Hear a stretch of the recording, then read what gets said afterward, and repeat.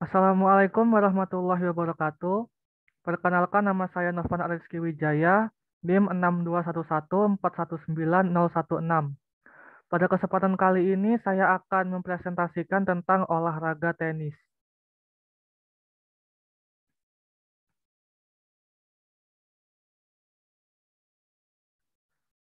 Berikut ini merupakan daftar isi tentang pembahasan kita pada presentasi kali ini.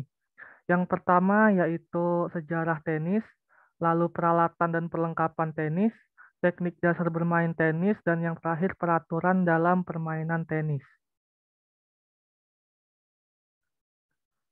Sebelum kita masuk ke pembahasan presentasi kali ini, ada baiknya kita mengerti dulu apa itu pengertian dari tenis. Tenis adalah salah satu olahraga yang dipertandingkan dalam Olimpiade dan dapat dimainkan oleh pemain dari segala usia. Permainan tenis modern berasal dari Birmingham, Inggris, pada akhir abad ke-19 yang disebut dengan tenis lapangan rumput. Kita masuk ke sejarah tenis lapangan di dunia internasional, mulai dari daerah asal tenis. Beberapa pendapat meyakini bahwa Mesir, Yunani, dan Romawi kuno telah memainkan permainan yang menjadi cikal bakal tenis. Nah, hal ini dibuktikan dengan kata tenis yang berasal dari nama sebuah kota di Mesir, yaitu Tinis, dan kata raket yang berkembang dari bahasa Arab untuk telapak tangan, yaitu rahat. Lalu asal mula permainan modern. Pada tahun 1872, didirikan klub tenis pertama dan tenis pada saat itu atau pada masa itu masih disebut dengan pelota atau lawn rackets. Lalu pada tahun 1875, peraturan tenis lapangan rumput mulai ditulis. Dan di tahun 1877 diadakan kejuaraan tenis pertama. Lalu kita masuk ke sejarah tenis lapangan di Indonesia. Mulai pada tahun 1920-an, tenis berkembang di Indonesia, dimulai dari anak-anak sekolahan, khususnya di kota-kota besar seperti Jakarta dan Surabaya. Pada tahun 1934, tiga wakil pribumi mengikuti kejuaraan nasional yang diadakan oleh Anil TB di Malang, Jawa Timur. Pada tahun 1935, lahirnya Persatuan Lawn Tenis Indonesia atau PELTI. Hingga sekarang, meski tidak begitu populer, olahraga tenis masih eksis di setiap kejuaraan lokal, nasional, maupun internasional. Yang selanjutnya yaitu peralatan dan perlengkapan permainan tenis.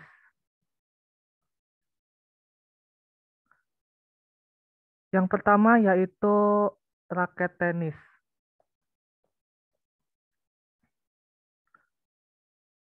Dalam permainan tenis lapangan, raket tenis harus memenuhi standar yaitu 29 inci atau 73,66 cm dan lebar 25,5 inci atau setara dengan 31,75 cm. Dan terdapat area pukul berupa senar dan harus rata. Dalam permainan tenis tidak diperkenankan memukul bola menggunakan alat lain atau anggota tubuh lainnya. Yang kedua yaitu net tenis. Untuk ukuran net pada permainan tenis ini terdapat perbedaan tinggi antara pinggir net dengan bagian tengah net. Pada bagian tengahnya dibuat lebih pendek, yaitu 0,914 meter atau setara dengan 4 milimeternya harus tepat. Sedangkan bagian pinggir tingginya 1,7 meter dan pada bagian tengahnya terdapat tali untuk memastikan bagian tengah net lebih rendah dari bagian pinggirnya. Lalu ada bola tenis. Untuk bola tenis terbuat dari karet yang dilapisi oleh optik dengan diameter bola antara 6,541 cm sampai dengan 6,858 cm. Sedangkan untuk berat bola tenis harus memenuhi standar yaitu antara 56,0 gram sampai 59,4 gram. Lalu yang selanjutnya ada lapangan tenis. Lapangan tenis dalam permainan tenis harus rata dan untuk luasan harus memenuhi standar internasional yaitu dengan panjang 23,78 meter dan dibagi dua sama panjang. Untuk lebar lapangan permainan tunggal yaitu 8,23 meter. Sedangkan untuk permainan double atau ganda menambah alley 1,37 meter di kedua sisinya. Untuk garis lapangan harus memiliki ketebalan tertentu, yaitu 1 sampai 2 inci atau 25,4 sampai 50,8 mm.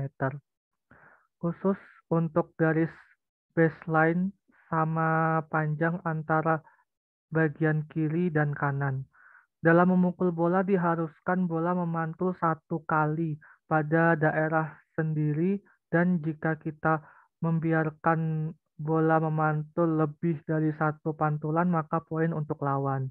Akan tetapi dalam tenis ini diperbolehkan memukul tanpa harus menunggu bola memantul atau volley. Dan bola dinyatakan masuk apabila dapat melewati net dan tanpa memantul di daerah sendiri. Sedangkan bola dinyatakan keluar jika jatuh di luar lapangan atau tidak menyentuh garis sama sekali. Di dalam lapangan terdapat 2 kotak kecil dengan ukuran 6,40 meter dan memiliki lebar yang sama. Kotak tersebut berfungsi sebagai area pantul ketika melakukan serve. Dalam melakukan serve, pukulan pertama, server sebutan untuk yang melakukan serve dan reserver yang menerima bola harus berada bersilangan atau berbeda kotak. Jadi apabila serve dilakukan di kotak sebelah kiri, maka penerima serve harus berada di kotak sebelah kanan.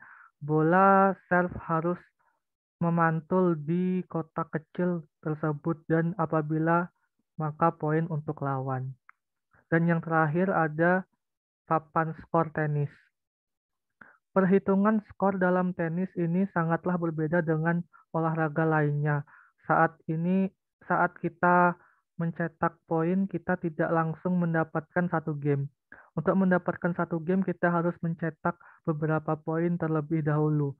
Dan ini disebut poin kecil. Untuk poin kecil dimulai dari angka 00. Jika kita mencetak poin, maka skor berubah menjadi 15-0.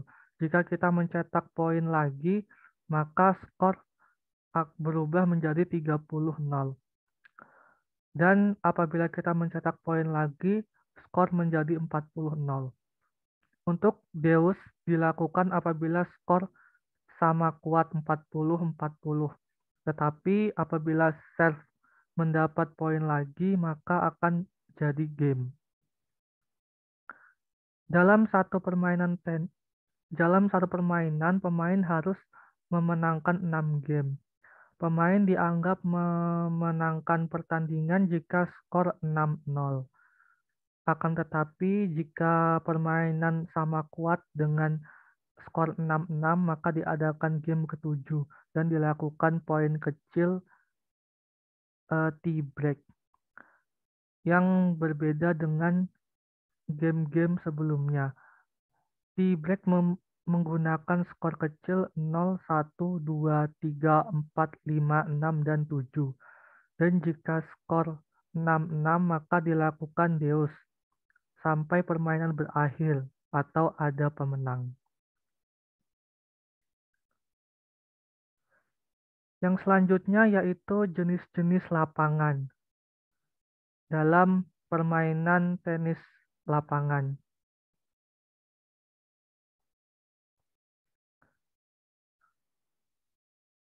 Menurut jenis material yang dipakai untuk membuat lapangan secara garis besar, lapangan tenis dibagi menjadi empat, yaitu satu grass court atau lapangan rumput. Gambarnya ada di bagian atas yang berwarna hijau. Seperti namanya, lapangan ini terbuat beralaskan rumput, namun tentu saja yang ditumbuhkan pada tanah yang keras agar memiliki pantulan. Karakteristik lapangan ini adalah yang tercepat dalam hal laju bola di lapangan. Bola cenderung untuk meluncur dan hanya memiliki sedikit efek pantulan karena friksi minimum yang dihasilkan dari lapangan rumput. Karena biaya perawatannya yang mahal, terutama untuk perawatan rumput dan tanah, saat ini lapangan rumput sudah jarang dijumpai. Dan yang kedua, ada hard court atau lapangan semen. Gambarnya ada di sebelah kanan, itu yang berwarna biru. Lapangan ini adalah lapangan tenis yang paling populer di mana-mana. Umumnya lapangan hard court terbuat dari semen atau di beberapa tempat terbuat dari bahan pasiran yang diaspal. Karakteristik lapangan ini termasuk cepat sedang, tergantung dari bahan yang dibuat untuk lapangannya. Untuk lapangan yang terbuat dari semen memiliki karakteristik cepat, tapi untuk yang berbahan pasir atau kerikil yang diaspal umumnya sedang. Di luar negeri terdapat pula bahan sintetis yang melapisi bagian lapangan tenis. Contohnya bahan dekoturf terbuat dari arkilik, dipakai untuk lapangan di Flushing Meadows, rumahnya US Open, atau di Australian Open memakai rebound es. Yang ketiga ada clay court atau lapangan tanah liat. Gambarnya ada di bawah yang berwarna coklat. Lapangan ini terbuat dari serpihan-serpihan tanah liat atau pasiran dari batu bata yang dihancurkan. Lapangan model ini umumnya memiliki karakteristik lambat. Laju bola yang bergulir di lapangan memiliki putaran yang lambat, sehingga memungkinkan bagi pemain untuk dapat memainkan bola lebih lama dengan rally-rally yang panjang. Di lapangan ini umumnya yang menguasai adalah baseliner karena sifatnya yang lebih defensif. Pemain yang memiliki pukulan topspin akan menghasilkan pukulan yang lebih melenting daripada biasanya di lapangan hardcourt. Lalu yang terakhir ada indoor court atau lapangan dalam ruangan. Gambar contoh gambarnya ada di bagian kiri, itu yang sedikit berwarna ungu. Istilah ini sebenarnya lebih pantas untuk masuk klasifikasi di luar negeri. Di Indonesia, lapangan indoor atau dalam ruangan yang umumnya adalah lapangan hard court, walaupun ada juga lapangan indoor clay seperti di lapangan tenis UMS 80 Kuningan, Jakarta. Tetapi kalau di luar negeri, terutama di Amerika dan Eropa, lapangan dilapisi oleh karpet berbahan sintetis. ITF atau International Tennis Federation sendiri mengartikan lapangan karpet itu berbahan dasar dari karet seperti yang digunakan pada lapangan tenis Masters. Namun ada pula yang memakai semacam rumput sintetis ataupun kayu tetapi jarang. Yang selanjutnya kita masuk ke teknik dasar permainan tenis lapangan. Yang pertama yaitu cara memegang raket. Pada permainan tenis lapangan. Jenis-jenisnya yaitu Eastern Style, Continental Style, Semi-Western Style, dan Western atau Extreme Style. Yang selanjutnya sikap menerima bola. Pelaksanaannya yang pertama memegang raket di depan badan, salah satu tangan. Tangan yang lainnya memegang leher raket. Raket setinggi bahu, badan agak membungkuk, berdiri dengan kaki agak dibuka, berat badan agak condong ke depan, pandangan melihat net. Lalu yang selanjutnya pukulan dalam permainan tenis lapangan. Yang pertama yaitu ada forehand drive. Pelaksanaannya, tangan memegang raket, raket diayunkan dari belakang, perkenaan bola di samping pinggang. Gerakan lanjutan dilakukan dengan lengan lurus ke depan. Lalu yang selanjutnya backhand drive. Pelaksanaannya, tangan memegang raket, tangan diputar ke dalam kiri. Perkenaan bola tepat di samping kiri pinggang. Gerakan lanjutan ke arah depan. Selanjutnya servis. Pelaksanaan, pegang raket dengan cara kontinental, berat badan ke depan saat bola dilambungkan. Bola dilambungkan ke sebelah kanan badan. Lutut ditekuk, memukul bola dengan posisi tangan lurus, kaki belakang pindah ke depan, badan menjaga keseimbangan. Selanjutnya pukulan voli. Pukulan voli dilakukan sebelum bola memantul ke lapangan. Pelaksanaan pegang raket, berat badan di kaki belakang dilangkahkan ke depan pada saat perkenaan bola, tangan diluruskan, pukulan tidak keras. Lalu yang selanjutnya ada pukulan melambung atau lob. Pelaksanaannya pegang raket, tarik ke belakang, perkenaan bola dilakukan secara rileks, gerakan lanjutan ke arah depan. Lalu ada pukulan overdrive smash. Pukulan smash ini harus dilatih secara berulang-ulang untuk membiasakan pukulan secara keras dan mematikan lawan. Pelaksanaan pegang raket, angkat raket ke atas, kaki kanan di belakang, perkenaan bola tepat di atas kepala. Gerakan lanjutan diarahkan ke bawah. Lalu yang selanjutnya pukulan chop. Pelaksanaannya pegang raket, putar badan ke samping kiri, tarik raket ke samping kanan, perkenaan bola pada posisi di samping badan, gerakan mengikuti arah pukulan ke depan. Lalu selanjutnya kita masuk ke peraturan permainan tenis lapangan. Sebelum permainan dimulai, dilakukan penentuan siapa yang akan melakukan servis atau memilih sisi lapangan berdasarkan undian, bisa menggunakan koin atau lainnya. Setiap awal pertandingan, pemain selalu berada di sisi sebelah kanan lapangannya masing-masing. Pemain yang melakukan servis pertama, anggap saja pemain A, harus berada di belakang garis baseline ketika melakukan servis. Servis diarahkan secara diagonal ke lapangan pemain penerima bola, anggap saja pemain B. Bola harus terlebih dahulu memantul satu kali sebelum dipukul pemain B. Dalam permainan ganda, rekan penerima bola tidak boleh menyentuh bola servis sebelum dipukul penerima atau pemain B.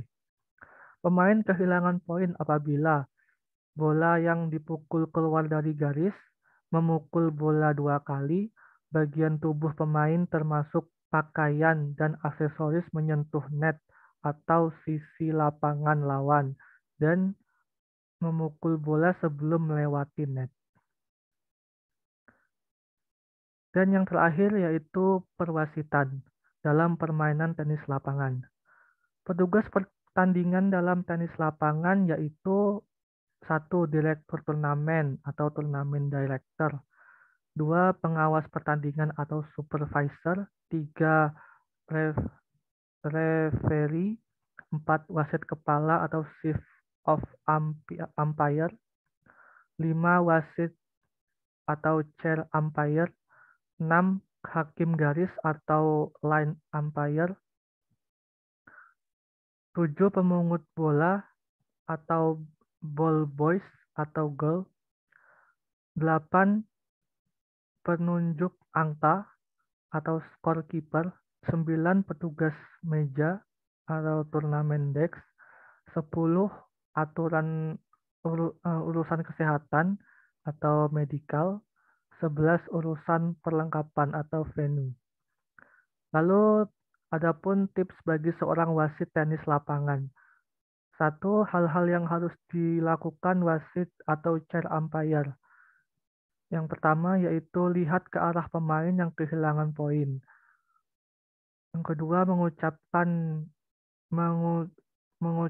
nama pemain dengan benar dan jelas, tegakkan kepala saat menyebutkan atau mengumumkan sesuatu hal kepada penonton. Dan yang terakhir, ucap eh, ucapkan final set, bukan third set. Lalu yang kedua, hal-hal yang tidak boleh dilakukan oleh chair umpire. Yang pertama, jangan mengucapkan service ice. Yang kedua, jangan mengucapkan 40 sama atau the score of deuce. Lalu jangan mengucapkan foul bila bola menyangkut di net. Lalu jangan menyilangkan kaki selama pertandingan berlangsung. Dan yang terakhir, jangan mengomentari pemain selama pertandingan berlangsung. Baik, sekian yang dapat saya sampaikan. Terima kasih atas segala perhatiannya. Mohon maaf atas segala kekurangan. Saya tutup. Wabillahi taufiq wal hidayah. Wassalamualaikum warahmatullahi wabarakatuh.